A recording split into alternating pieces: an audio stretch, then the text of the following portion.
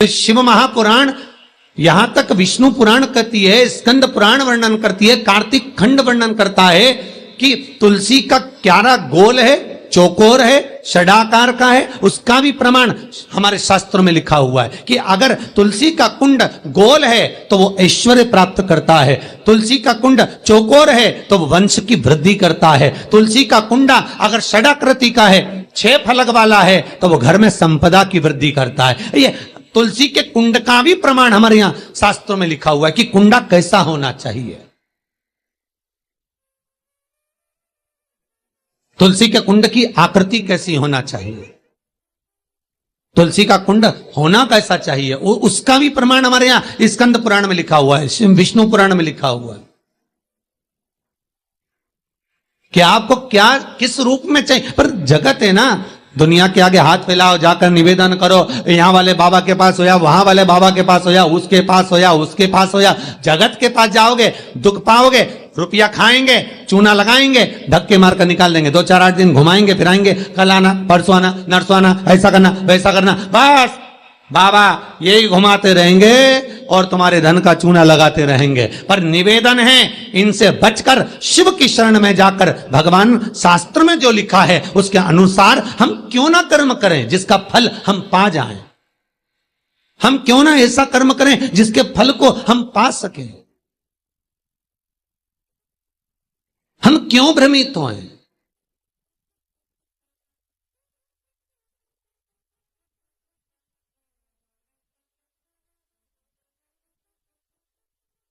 हमारे यहां तुलसी के कुंड का भी विधान है। गोल कुंडा है ऐश्वर्य देगा, चौकोर कुंडा है, आप लोग कई बार देखे होंगे किसी किसी के यहां चौकोर तुलसी का क्यारा होता है, कुंडा होता है, वो वंश बढ़ाता है। षडाकृति का है, वो धन देता है, संपदा देता है। दोष हमारा है, हम तुलसी के कुंड के नीचे शंकर जी को रख देते हैं। क्यों? कि यहीं तुलसी जी को पानी चढ़ाएंगे, यहीं शंकर जी को चढ़ा देंगे। दोष है। तुलसी के कुंड के नीचे हम सर्प देव को रख देते हैं, नाग देवता रख देते हैं, पानी चढ़ाएंगे, पात्री रख देते हैं, नहीं, दोष।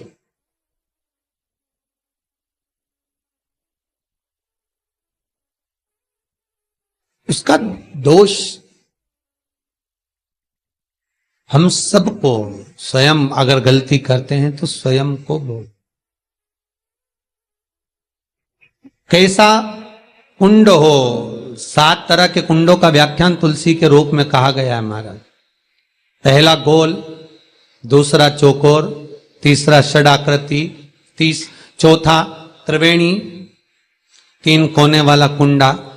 शास्त्र कहता है जिसके मार्ग घर में टुकड़े हो रहे हो, घर विभाजन की ओर हो रहा हो, तो 3 कोण का कुंडा घर में रखकर पूजा करने पर परिवार एक हो जाता है। 5वां, गार्डन में बिना कुंडे का, बिना कुंड का जो तुलसी का पौधा रोपित होता है, बिना कुंड के एक बगीचा जैसा बो दिया जाता है, तुलसी तुलसी उत्पन्न हो जाती है। महाराज वहां पर संपदा तो रहती है पर चिंता बहुत रहती है, टेंशन बहुत रहती। क्यों? घर के दरवाजे के बाहर इतनी सारी बगीचे में तुलसा कर दी।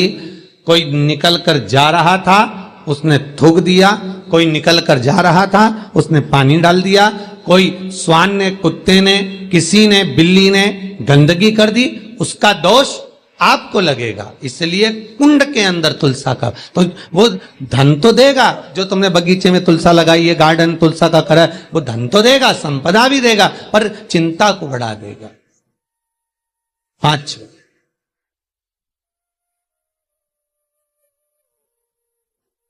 महाराज 6, तुलसी के कुंड को 3 धार पर लटका कर रखना। कई जगह पर आपने देखा होगा तुलसी का जो कुंडा होता है उसको 3 जो तार होते हैं, 3 जो चेन होती है, उस पे लटकाया जाता है। महाराज विष्णु पुराण उसका भी व्याख्यान करती है। महाराज वहां व्यक्ति के कार्य उन्नति की सीढ़ी की ओर बढ़ जाते हैं। जैसे भोजन की थाली लग गई, भोजन तैयार हो गया, बस खाने बैठे हो और थाली खसक गई, समझ लेना कि तुलसी को अधर पर लटका कर रखा है। इसलिए कार्य तो हो रहे हैं, बनने वाले हैं, 4 दिन बाद ये काम होने वाला है, 8 दिन बाद ये काम होने वाला है, लग रहा है कि इसमें इतना फल मिलेगा, लग रहा है इस व्यापार को करेंगे तो इतना फायदा हो जाएगा, सब कुछ करा, लाखों रुपए लगा भी दिए, थाली मालूम पड़े खसक गई, अधर लटका है तुलसी। 7 क्रम है तुलसी के, ये छठा क्रम बताया। तुलसी का 7वां क्रम,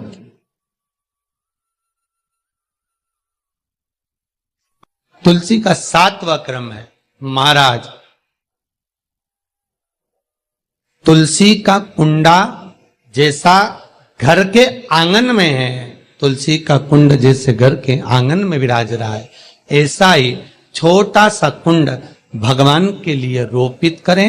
प्रतिदिन भगवान की सेवा करते समय तुलसी का कुंड सम्मुख रखकर उसकी आराधना करना, फिर उस कुंड को वापिस बाहर ले जाकर रखना, फिर दूसरे दिन पूजन के समय पर कुंड को लाकर रखना। हम तो यहां तक कहते हैं विष्णु पुराण गर्ग संहिता कल्याण का तुलसी अंग यहां तक वर्णन करता है कि आप पूरे साल ये नहीं कर सकते तो कम से कम कार्तिक के महीने में भगवान के सामने तुलसी का छोटा कुंड, चौकोर वाला, गोल नहीं, चौकोर कुंड लाकर भगवान के सामने रखकर छोटा सा कुंड का पूजन कर कर भगवान के साथ उस कुंड को वापस बाहर विराजमान करें, फिर कल लेकर आए, फिर विराजमान करें। आप पूरे साल नहीं कर सकते तो 1 महीना।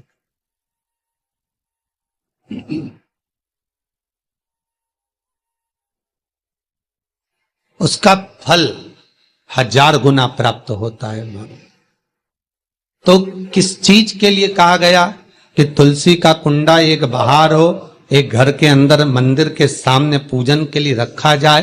तो कहते हैं उस घर में वैभव, सत्ता, संपदा, लक्ष्मी, समृद्धि, शांति की कभी कमी नहीं, कभी कमी।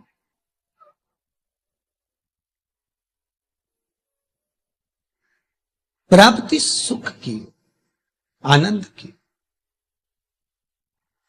7 तरह के कुंड, 7 तरह के तुलसी के रोप का वर्णन हमारे यहां विष्णु पुराण में किया गया।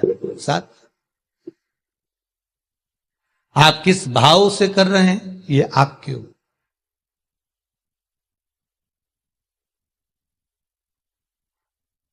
महाराज, स्त्रियों के, नारियों के जितने भी रोग होते हैं, बीमारियां होती हैं, रजोधर्म से जुड़ी हुई जो भी तकलीफें होती हैं, उसका भी व्याख्यान देवी भागवत में स्पष्ट कहा गया। गूलर का फूल, अर्थात जो देवी जी को, माता जी को जो घंटी वाला फूल चढ़ता है लाल कलर का, गूलर का फूल, माता के चरणों को छुआकर, तुलसी के पौधे का स्पर्श कराकर, जो नारी को रजोधर्म से जुड़ी हुई परेशानियां होती हैं, उसके अंतर्गत वो फूल तुलसी का पौधा दिखाते हुए खिला दिया जाता है, तो 3 दिन में उसको 2 दिन में आराम लग जाता है, 2 या 3 दिन में आराम। महाराज, तो शास्त्र कह रहा है आराधना में आप हाथ की माला, कर की माला ना भी रखें तो घट की माला, तुलसी की माला, रुद्राक्ष की माला आपके कंठ में होगी, तो 21,600 श्वास जो मनुष्य के शरीर से प्रतिदिन निकल रही है, 21,600 श्वास जो मानव के शरीर से प्रतिदिन निकल रही है, उस श्वास के बल पर आपकी घट की जिह्वा से वो मंत्र जाप हो जाएगा, उसका पुण्य आपके खाते में। तुम्हारे गले में जो तुलसी की माला हो, तुम्हारे गले में जो रुद्राक्ष की माला हो, उसमें मन के 108 होना चाहिए या 108 से भी ज्यादा होना चाहिए। कम मनके की माला मत पहनना गले में, बारीक बारीक मनके की कर लो, छोटे से छोटे मनके की कर लो, 100 से भी ज्यादा हो, 108 से भी ज्यादा हो। क्यों? क्योंकि गले में अगर तुलसी की माला होगी, गले में रुद्राक्ष की माला होगी, भले तो श्री शिवाय नमस्तुभ्यम। दर्शकों, विमला दुबे भक्ति चैनल में आप सभी का बहुत बहुत स्वागत है, अभिनंदन है। तो 2 जून रविवार अपरा एकादशी है। आप सभी को अपरा एकादशी का बहुत बहुत शुभकामनाएं। तो अपरा एकादशी के व्रत के लिए गुरु भगवान बता रहे हैं कैसे क्या व्रत करना है और कैसे क्या है, ये आप लोग ध्यान से सुनी होंगी। गुरु भगवान कहते हैं कि तुलसी के कुंड या तुलसी के गमले का भी महत्व होता है। अगर वो गोलाकार होता है तो उसका अलग महत्व है। मतलब हर तरह के कुंड का बहुत महत्व है। अगर आप एकादशी का पूजन करें या विष्णु भगवान के पूजन करें तो आप गमला उठाकर भगवान के पास ले आएँ और ला कर के बैठकर आप पूजन करें। तो गुरु भगवान जी हमें इसी तरह के अलग अलग तरीके के अच्छे अच्छे बातें बताते हैं। तो आप सभी लोग भी गुरु भगवान के बताए हुए हर एक उपाय को ज़रूर सुना करें। एकादशी का क्या महत्व है, एकादशी करने से क्या क्या पुण्य मिलते हैं, ये सब आप तो जानते ही होंगे। मैंने इस पर वीडियोस बनाया हुआ है, तो आप लोग ज़रूर देखिएगा। यदि आप लोग को वीडियो अच्छी लगे तो आप लोग शेयर लाइक कमेंट ज़रूर कीजिएगा। जो न्यू है मेरे चैनल में, मेरे चैनल को सब्सक्राइब लाइक कमेंट ज़रूर करें। गुरु भगवान कहते हैं किसी बाबा के चक्कर में ना पड़ें कि ये करो, ये अंगूठी पहनो, वो माला पहनो, इस चक्कर में आप बिल्कुल ना पड़ें। आप भगवान की हृदय से पूजा करें, बस वही चाहिए। और भगवान को और ये अंगूठी माला या किसी बाबाओं के चक्कर में ना पड़ें। वो हमें आगाह करते हैं कि आप किसी बाबा और उसके चक्कर में ना पड़ें, और वो लोग बता करके आपका धन भी लूटेंगे और आपको दिक्कत भी हो जाएगी। तो ये थी आज की वीडियो। यदि आपको आज का वीडियो अच्छी लगी हो तो आप लोग ज़्यादा से ज़्यादा शेयर करें, लाइक करें, कमेंट करें और बेल आइकन दबाना आप लोग बिल्कुल भी ना भूलें। और मैंने सुबह की जो आरती की थी, आज विष्णु भगवान की आरती करनी चाहिए, तो मैं आप लोग को बता देती हूँ। जिन लोग नया शुरू करना चाहते हैं व्रत, उनके लिए मैं इसलिए बता दे रही हूँ कि इसमें गुरु भगवान यानी विष्णु भगवान की पूजा की जाती है। और इसमें आप गुरु भगवान की पूजा करें। और अगर आप घर में भोलेनाथ की बटिया है तो आप डेली उन पे बेलपत्री और जल चढ़ाएं। अगर आप कोई मंदिर नहीं जा पाते तो आप घर में ही पूजन करें। तो मैं डेली घर में ही पूजन करती हूँ और इन्हीं को जल अर्पण करती हूँ कि मैं सुबह सवेरे नहीं जा सकती, क्योंकि घर में भी बहुत सारी जिम्मेदारियाँ होती हैं। तो दर्शकों, मैंने आज के एकादशी का व्रत का जो ये वीडियो आप लोग के लिए डाला है, आप लोग को अच्छा लगे तो ज़्यादा से ज़्यादा कमेंट करें, लाइक करें और बेल आइकन दबाना आप लोग बिल्कुल ना भूलें। श्री शिवाय नमस्तुभ्यम। दर्शकों, नेक्स्ट वीडियो में आप सभी से फिर से मिलती हूँ। तब तक के लिए नमस्कार, प्रणाम।